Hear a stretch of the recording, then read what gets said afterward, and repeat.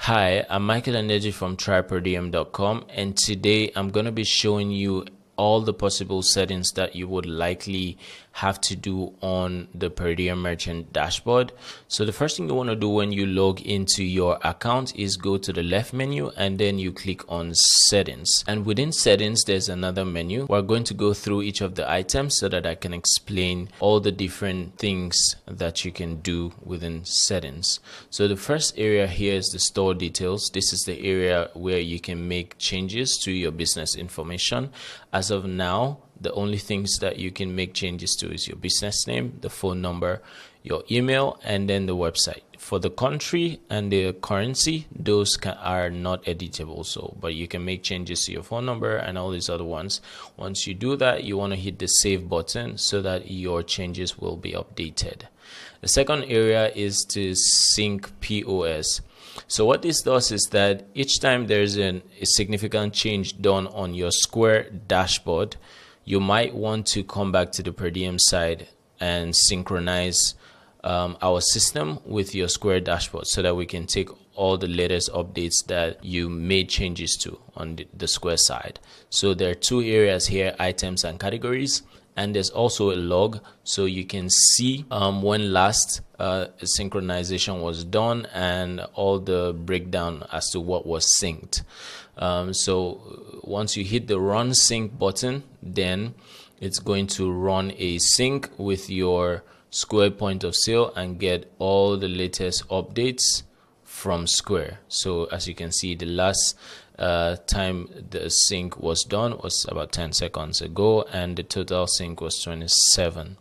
You can also if you make changes to your location, you can also synchronize just your location, and you can get all the recent updates from your Square point of sale.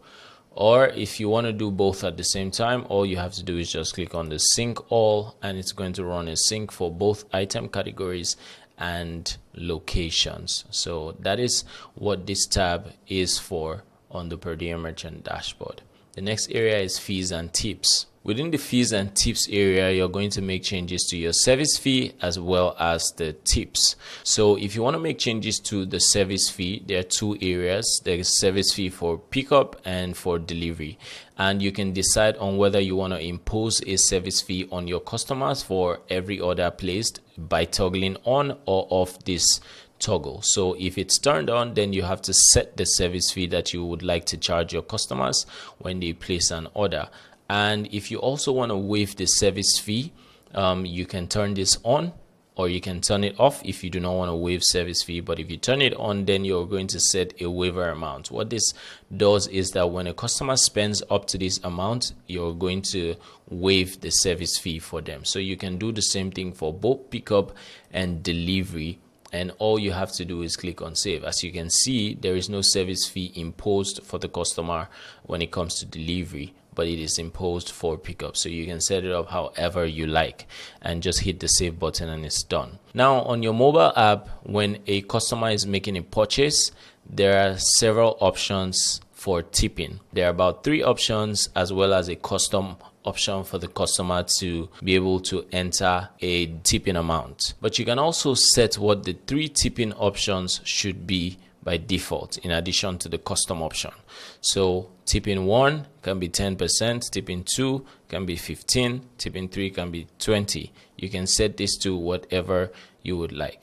Now you can also set what the default tipping option should be. Should it be 1, 2, or 3 based on your breakdown there, or it should be none? So what this means is that if it's 2, by default 2 will be selected on the mobile app on behalf of the customer, and they have the opportunity to change it as well. And once you're done with that, all you have to do is hit save. If you want to disable tipping on your mobile app, all you have to do is turn off this toggle, or you can turn it back on. So I'm not going to save that based on the fact that I want tipping to be part of my mobile app. So that is how you set up the fees and tips on that settings within the merchant dashboard. The next area is security and permission. So pretty much this is the area where you can change your password, or you can log out for this from the system, or you can also set your POS permissions. When you're onboarding for the very first time, we ask for your permission to access your Square point of sale so we can get all the relevant information necessary to help your mobile experience be better. So the POS permissions area is where you can disconnect the connection between the per diem system and your Square point of sale. So this is one area that you don't want to be playing with too often, except you really want to disconnect your point of sale from your mobile app. The next area is the user management. Within the user management area, you're able to add new users to your dashboard. So as you can see, these are all profiles that have been created and invited onto the per diem dashboard. So I'm just going to show you how you can add a new user. So all you have to do is click on the top right button here, add new, and you can put the person's details: first name, last name, the role, if it's a general manager, if it's a manager or an employee. All of these roles actually have different privileges within the app, so you want to be sure that you're giving the person the right role, so that the right privileges will be accorded to them. You can also set the email, the phone number, which is optional, and you can set the location for which this user will be added to. Of course, all locations or either of them. Now, for the password, user password will be generated automatically and sent to this user via their email. So they get the email sent to them automatically, and you can send the invite. And once you do that, that person will be added to the list of users here. And of course, they would have access to the merchant dashboard with their own login credentials sent to them via email. The next area is unit and format preferences.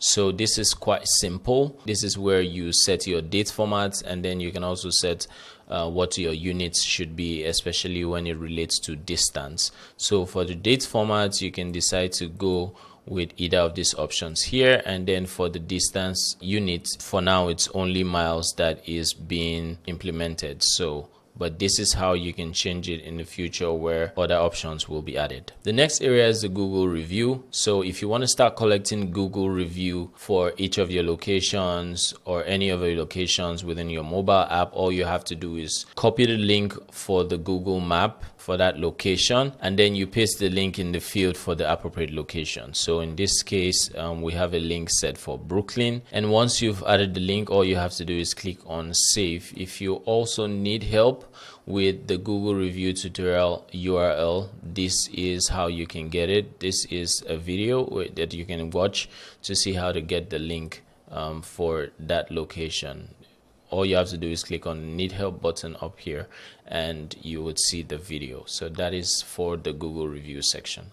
Now for the app features, this is where you can also turn on or off certain features on the mobile app. You know, it's been categorized into user authentication preference, order preference, and customization preference. So for each of them, you have different features here, and it's also been explained using the tooltips, so you can go in there and turn on or off whatever feature that you would like to turn on or off. So the final section is payments, and within the payments you have several options that you can manage. So the first one is the supported payment methods. So first of all, by default, social payments, which is Apple Pay and Google Pay, is by default implemented on the mobile app. You can also decide whether or not you want to collect debit or credit cards as payment methods. So this is where you turn this on or off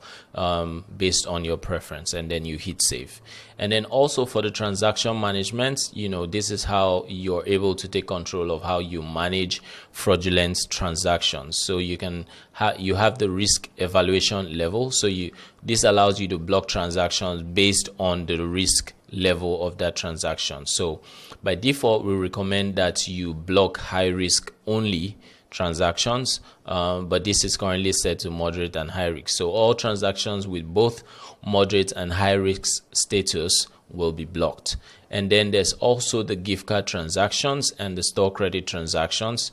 You can decide to manage fraudulent transactions on gift cards as well as store credit. So users can only spend this amount within the stipulated interval. So if you set the amount to $500, users can only spend $500 every 24 hours as long as it is a gift card transaction. And you can also set whether you want to be notified on fraudulent gift card transactions and you want to block fraudulent gift card transactions. So anything that exceeds $500 within 24 hours will automatically be blocked and you will be notified. It's also the same setup for store credits. Users can only spend $250 every 48 hours and you can be notified once it exceeds this amount within 48 hours, and that transaction will also be blocked. So this is how you can manage transactions that are fraudulent within the Per Diem merchant dashboard. And once you make changes here, all you have to do is hit save. You can also toggle off gift card transactions. You can toggle off store credit transactions. What it means is that you will not be tracking any fraudulent activity as it relates to gift card transactions and store credit transactions when these are turned off. So that is how you manage fraudulent transactions on the Per Diem merchant dashboard and also within your mobile app. Thank you.